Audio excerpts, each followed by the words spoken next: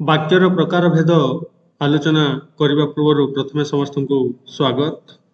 ପୂର୍ବରୁ ଆମେ ଜାଣିଛୁ ଏକ ବା ଏକାଧିକ ପଦ ମିଳିତ ହୋଇ ମନର ଭାବକୁ ସମ୍ପୂର୍ଣ୍ଣ ରୂପେ ପ୍ରକାଶ କଲେ ବାକ୍ୟ ହୁଏ। ବାକ୍ୟ ହେଉଛି ଉପଯୁକ୍ତ ଅର୍ଥବୋଧକ ପଦ ସଂହତିର ଉପଯୁକ୍ତ ସମାହାର। ବାକ୍ୟ ରୂପ ଦୁଇ ପ୍ରକାର। ପ୍ରଥମ ରୂପଟି ହେଲା ଗଠନାତ୍ମକ ରୂପ, ଦ୍ୱିତୀୟ ରୂପଟି ହେଲା ପ୍ରକାର୍ଯାତ୍ମକ ରୂପ। ଗଠନ ଅନୁସାରେ ବାକ୍ୟ ଚାରୋଟି ଶ୍ରେଣୀରେ ବିଭକ୍ତ। ଅର୍ଥ ଦୃଷ୍ଟିରୁ ବାକ୍ୟ ପାଞ୍ଚଟି ଶ୍ରେଣୀରେ ବିଭକ୍ତ। ଅନେକ ଥର ପ୍ରଶ୍ନ ଆସିଥାଏ, ଉପଯୁକ୍ତ ଅର୍ଥବୋଧକ ପଦ ସଂହତିର ଉପଯୁକ୍ତ ସମାହାରକୁ କ'ଣ କୁହାଯାଏ? ଉତ୍ତରଟି ହେବ ବାକ୍ୟ। ପୁଣି ପ୍ରଶ୍ନ ଆସିଥାଏ, ବାକ୍ୟ ରୂପ କେତେ ପ୍ରକାର, ତାହା କ'ଣ କ'ଣ? ଗଠନ ଅନୁସାରେ ବାକ୍ୟ କେତୋଟି ଶ୍ରେଣୀରେ ବିଭକ୍ତ? ଅର୍ଥ ଦୃଷ୍ଟିରୁ ବାକ୍ୟ କେତୋଟି ଶ୍ରେଣୀରେ ବିଭକ୍ତ? ବାକ୍ୟ ରୂପ ଦୁଇ ପ୍ରକାର। ପ୍ରଥମ ରୂପଟି ହେଲା ଗଠନାତ୍ମକ ରୂପ, ଦ୍ୱିତୀୟ ରୂପଟି ହେଲା ପ୍ରକାର୍ଯାତ୍ମକ ରୂପ। ଏହି ଗଠନାତ୍ମକ ରୂପକୁ ଚାରୋଟି ଶ୍ରେଣୀରେ ବିଭକ୍ତ କରାଯାଇଛି। ସରଳ ବାକ୍ୟ, ଯୌଗିକ ବାକ୍ୟ, ଜଟିଳ ବାକ୍ୟ, ମିଶ୍ର ବାକ୍ୟ। ପ୍ରକାର୍ଯାତ୍ମକ ରୂପକୁ ପାଞ୍ଚଟି ଶ୍ରେଣୀରେ ବିଭକ୍ତ କରାଯାଇଛି। ବିବୃତ୍ତି ସୂଚକ ବାକ୍ୟ, ଆଦେଶ ଅନୁରୋଧ ସୂଚକ ବାକ୍ୟ, ପ୍ରଶ୍ନ ସୂଚକ ବାକ୍ୟ, ବିସ୍ମୟ ସୂଚକ ବାକ୍ୟ, ନାସ୍ତି ସୂଚକ ବାକ୍ୟ। ଏହି ବାକ୍ୟଗୁଡ଼ିକୁ ଆମେ ବିସ୍ତାର ରୂପେ ଗୋଟିଏ ପରେ ଗୋଟିଏ ଆଲୋଚନା କରିବା। ଗୋବର୍ଦ୍ଧନ ଦରିଦ୍ରମାନଙ୍କର ସେବା କରନ୍ତି। ନମିତାକୁ ତାଙ୍କ ଘର ଲୋକ ଭଲ ପାଆନ୍ତି। ଉଭୟ ବାକ୍ୟରେ ସେବା କରନ୍ତି, ଭଲ ପାଆନ୍ତି ଏହି ଦୁଇଟି କ୍ରିୟା ହେଉଛି ସମାପିକା କ୍ରିୟା। ଏହାଦ୍ୱାରା ବାକ୍ୟ ସମାପ୍ତି ହେବା ସହ ବାକ୍ୟର ଅର୍ଥ ପୂର୍ଣ୍ଣ ରୂପେ ପ୍ରକାଶ ପାଉଛି। ପ୍ରଣବ ଜଣେ ଶିଳ୍ପୀ। ଆମ ସାହିତ୍ୟ ଶିକ୍ଷକ ଜଣେ ଜ୍ଞାନୀ ବ୍ୟକ୍ତି।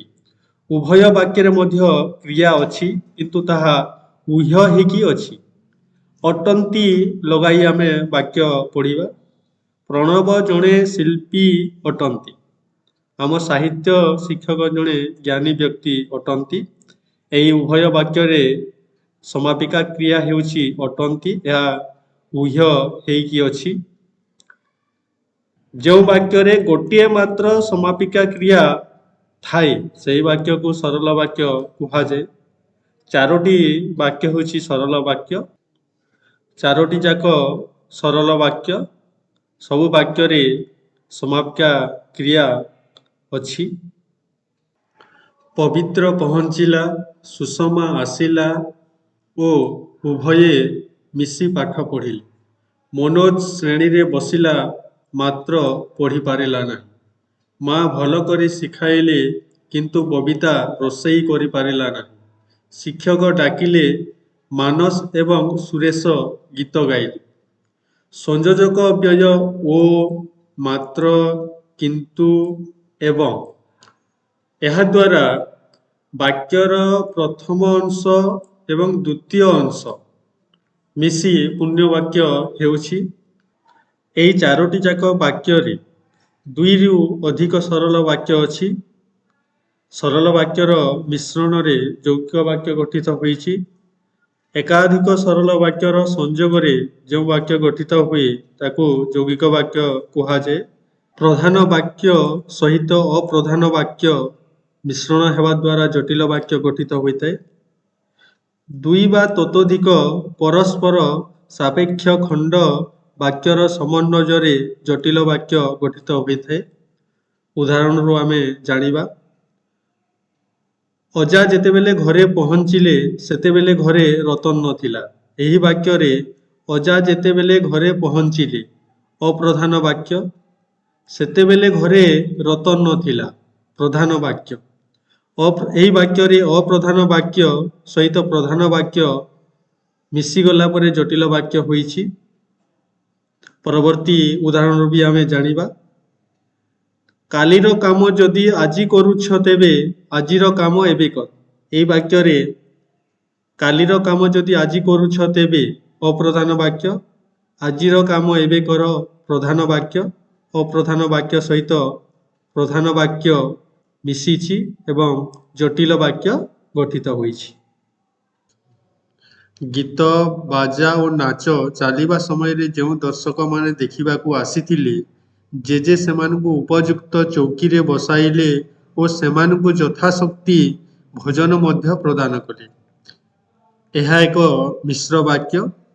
ଗୀତ ବାଜା ଓ ନାଚ ଚାଲିବା ସମୟରେ ଯେଉଁ ଦର୍ଶକମାନେ ଦେଖିବାକୁ ଆସିଥିଲେ, ଏହା ଏକ ଯୌଗିକ ବାକ୍ୟ। ଜେଜେ ସେମାନଙ୍କୁ ଉପଯୁକ୍ତ ଚୌକିରେ ବସାଇଲେ ସରଳ ବାକ୍ୟ। ସେମାନଙ୍କୁ ଯଥାଶକ୍ତି ଭୋଜନ ମଧ୍ୟ ପ୍ରଦାନ କଲେ, ଏହା ମଧ୍ୟ ଗୋଟିଏ ସରଳ ବାକ୍ୟ। ଯୌଗିକ, ସରଳ ଏବଂ ଆଉ ଗୋଟିଏ ସରଳ, ଦୁଇଟି ସରଳ ଏବଂ ଗୋଟିଏ ଯୌଗିକ ମିଶି ମିଶ୍ର ବାକ୍ୟ ଗଠିତ ହୋଇଛି।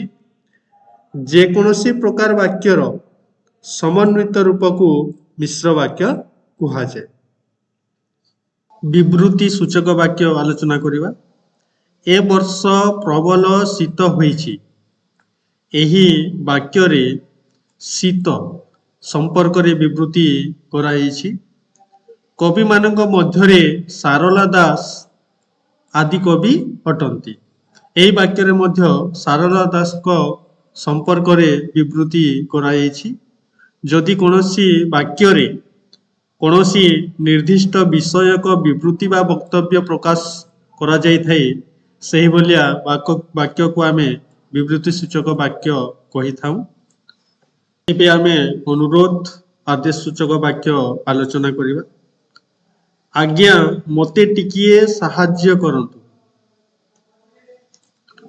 ଏଠାରେ ସାହାଯ୍ୟ କରିବା ପାଇଁ ଅନୁରୋଧ କରାଯାଇଛି, ତେଣୁ ଏହା ଅନୁରୋଧ ସୂଚକ ବାକ୍ୟ।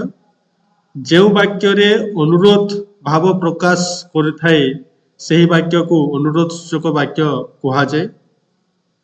ଘରଟାକୁ ସଫା କରିଦିଅ। ଏହି ବାକ୍ୟରେ ସଫା କରିବା ପାଇଁ ଆଦେଶ ଦିଆଯାଇଛି, ତେଣୁ ଏହା ଆଦେଶ ସୂଚକ ବାକ୍ୟ।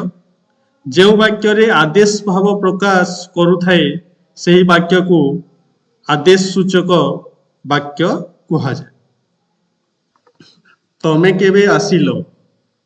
ଏହି ବାକ୍ୟରେ ଆସିବାର ସମୟ ଜାଣିବା ପାଇଁ ପ୍ରଶ୍ନ କରାଯାଇଛି। ଆଜି କେତେ ତାରିଖ? ଏହି ବାକ୍ୟରେ ତାରିଖ ଜାଣିବା ପାଇଁ ପ୍ରଶ୍ନ କରାଯାଇଛି। ଉଭୟ ଯାକ ବାକ୍ୟରେ ପ୍ରଶ୍ନ କରାଯାଇଛି।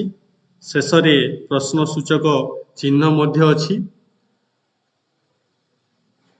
କୌଣସି ପ୍ରଶ୍ନର ସୂଚନା ପ୍ରଦାନ କରୁଥିବା ବାକ୍ୟକୁ ପ୍ରଶ୍ନ ସୂଚକ ବାକ୍ୟ କୁହାଯାଏ। ପ୍ରଶ୍ନ ସୂଚକ ବାକ୍ୟ ଜାଣିବା ସହଜ, କାରଣ ପ୍ରତ୍ୟେକ ପ୍ରଶ୍ନ ସୂଚକ ବାକ୍ୟର ଶେଷରେ ପ୍ରଶ୍ନ ସୂଚକ ଚିହ୍ନ ଥାଏ। ବିସ୍ମୟ ଭାବ ପ୍ରକାଶ କରୁଥିବା ବାକ୍ୟକୁ ବିସ୍ମୟ ସୂଚକ ବାକ୍ୟ କୁହାଯାଏ। ବିସ୍ମୟ ସୂଚକ ବାକ୍ୟର ଶେଷରେ ବିସ୍ମୟ ସୂଚକ ଚିହ୍ନ ଥାଏ। ଏଥିରୁ ମଧ୍ୟ ଆମେ ଜାଣିପାରୁ ଏହା ଏକ ବିସ୍ମୟ ସୂଚକ ବାକ୍ୟ ବୋଲି। ବାପା ଏତେ ଟଙ୍କା ଦେଲେ, ସତରେ ତୁମେ ଆସିଛ? ଏହି ଉଭୟ ବାକ୍ୟ ଦ୍ୱୟ ବିସ୍ମୟ ସୂଚକ ବାକ୍ୟ। ରୀତା ଦ୍ୱାରା ଏ କାମ କେବେ ବି ହେବ ନାହିଁ। ତମର ନିୟମ ମୁଁ ପାଳି ପାରିବି ନାହିଁ। ପ୍ରଥମ ବାକ୍ୟ ଓ ଦ୍ୱିତୀୟ ବାକ୍ୟର ଶେଷରେ ନାହିଁ ଅଛି।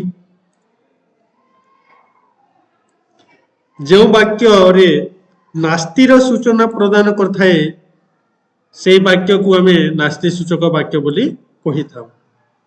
ଉଭୟ ବାକ୍ୟ ଦୁଇଟି ନାସ୍ତି ସୂଚକ ବାକ୍ୟ ଅଟେ।